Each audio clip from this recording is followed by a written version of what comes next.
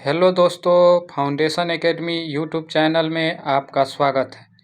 पिछली वीडियो में हम लोग ने ईवीएस का एनसीईआरटी समरी पढ़े थे। उसी के अगले भाग को हम लोग आज देखते हैं। गांधी जी की 150वीं जयंती पर स्वच्छ भारत अभियान की शुरुआत की गई। स्वच्छ भारत अभियान का मतलब है कि स्वच्छता के प्रति जागरूकता को बढ़ाना। शुरुआत की गई। यह हमें यह महसूस कराने की मदद करता है कि स्वच्छता हर किसी व्यक्ति का कर्तव्य है। इसका सिंबल जो है चश्मा, और एक में स्वच्छ और एक में भारत का एक कदम स्वच्छता की ओर, इसका क्या है, टैगलाइन है। एक कदम स्वच्छता की ओर इसका टैगलाइन है। आगे हम लोग देखते हैं फूड वी ईट, यानी कि हम लोग जो भोजन करते हैं उसमें क्या क्या हम लोग पदार्थ उपयोग करते हैं। जैसे कि इसका कौन कौन सा भोज्य पदार्थ हम लोग किस तरह से बनाते हैं और किसको क्या कहते हैं, इसी के बारे में चर्चा किया गया। जैसे हम लोग देखते हैं कप्पा,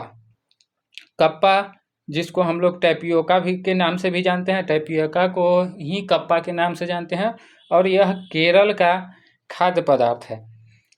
यह क्या है, यह एक भोज्य पदार्थ है जो मिट्टी में होता है, और वहीं पे हम लोग उसको क्या करते हैं कि साफ सुथरा करके उसको मसाला लगा करके और हांडी में डाल करके और पका लेते हैं और उसी को ही खाते हैं। यही टेपियोका होता है।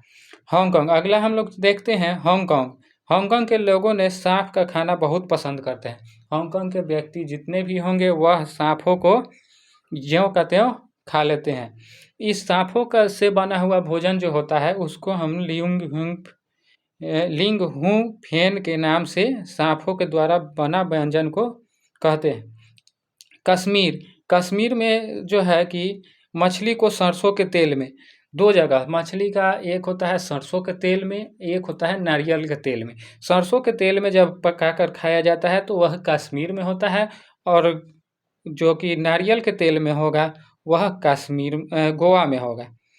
गोवा में नारियल के तेल में पकाया हुआ मछली को खाया जाता है। आगे हम लोग देखते हैं कि seed of onion called is कॉलोंजी।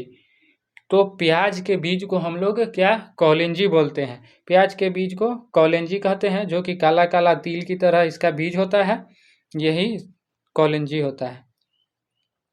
आगे हम लोग देखते हैं बिना बोले बोलना एक शीर्षक है जो कि ईवीएस के में होता है। नृत्य की भावनाओं को व्यक्त करने के लिए हाथों और चेहरों की भावना को उपयोग करते हैं। यानी कि हाथों के, देखिए डांसिंग जो होता है, नृत्य होता है या गाना होता है, इसमें बहुत सारे हम लोग एक्टिविटी दिखाते हैं। इशारा के माध्यम से हम अपने भाषा का प्रयोग करते हैं। नृत्य में भावनाओं को व्यक्त करने के लिए हाथों और चेहरों का उपयोग किया जाता है। इन्हें मुद्रा और भाव कहते हैं। जैसे हम लोग हाथ से कभी कभी इशारा देते हैं। जैसे छात्र, एक एग्जाम्पल हम लोग लेते हैं कि जब छात्र गलत करता है तो हम लोग क्या करते हैं, उसको सांकेतिक मुद्रा में उसको जवाब देते हैं कि नहीं यह गलत है, यानी कि यह नहीं होगा। जब सही अगर बच्चा करता है तब उसको सिर ऊपर नीचे की ओर हिला करके उसको जवाब दे देते हैं कि हाँ यह सही है। अगर ना होता है तब दाएं बाएं घुमा करके हम उसको जवाब देते हैं। तो यह क्या हुआ, सांकेतिक भाव हुआ या सांकेतिक मुद्रा कहिए। अब हम लोग देखते हैं कि हस्त मुद्रा, हाथों के द्वारा किया गया जो भी मुद्रा है उसे हस्त मुद्रा कहते हैं। मुद्राज ऑफ इंडियन डांस,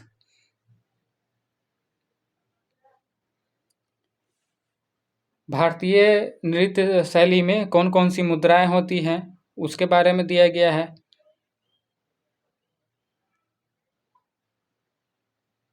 ये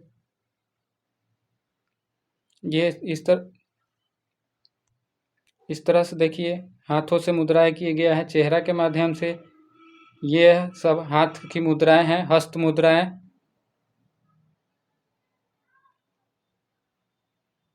अब हम लोग पढ़ते हैं फ्लाइंग हाई, ऊंची उड़ान। इन NCERT EVS में यह भी एक शीर्षक है, ऊंची उड़ान। तो ऊंचा उड़ता कौन है? जितने भी पक्षी होंगे वह ऊंची उड़ान का सफ़र करते हैं। जैसे मोर की शिखा होती है। शिखा क्या होता है? उसकी जो रेशेदार पूंछें जो होती हैं वह होता है।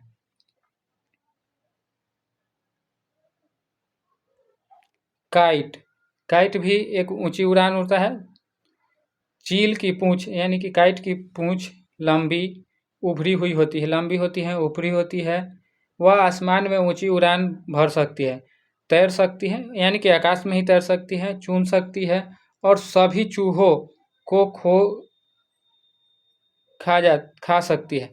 यानी कि वह जो उसका देखने की क्षमता जो होता है चील का देखने का क्षमता हम लोग से 4 गुना ज़्यादा होता है। अगर हम लोग 2 किलोमीटर देखते हैं तो वह कितना किलोमीटर देखेगा? 8 किलोमीटर देखेगा।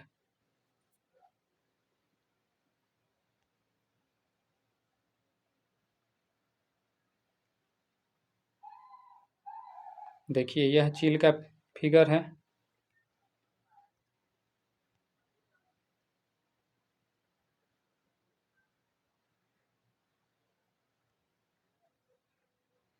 आगे हम लोग देखते हैं पैरोट। तोता के पंख हरे होते हैं। पंख हरा, चोंच लाल। अमरूद और हरी मिर्च इसका फेवरेट भोजन होता है। और ये इनका जो चोंच नुकीला होता है वह किस लिए होता है? कुतरने के लिए। तोते को लोगों की आवाज़ का नकल करना आता है और वह सीख करके शोर भी करता है और जैसे बोला जाता है उसको, जो बोलिएगा, जैसे मालिक का नाम होता है वो जैसे ही आएंगे तो वो बोलने लगता है।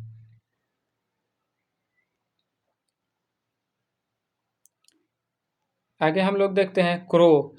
कौवा जो है काँव काँव करता है। कौवा का आवाज़ कैसा होता है? काँव काँव करता है और तीखा होता है।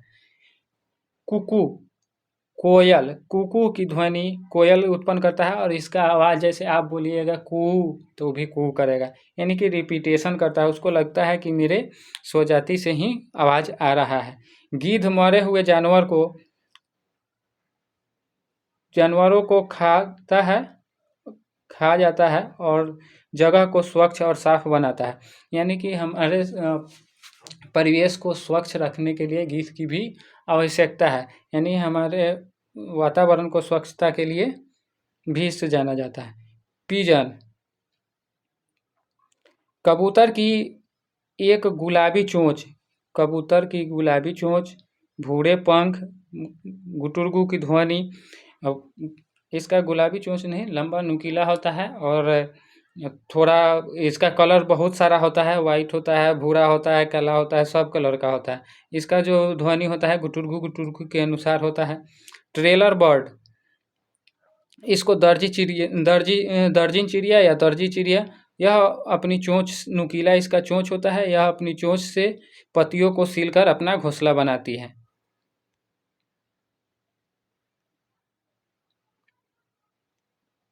चलिए देख लेते हैं।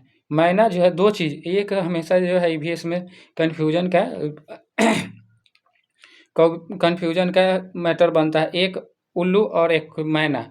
जो मैना जो है झटके से अपनी गर्दन को आगे पीछे करता है और उल्लू जो है काफ़ी हद तक अपनी गर्दन को पीछे की ओर घुमा सकता है पूरा। और यह एक ऐसा पक्षी है जो मनुष्य की तरह इसका आँख होता है सामने की ओर।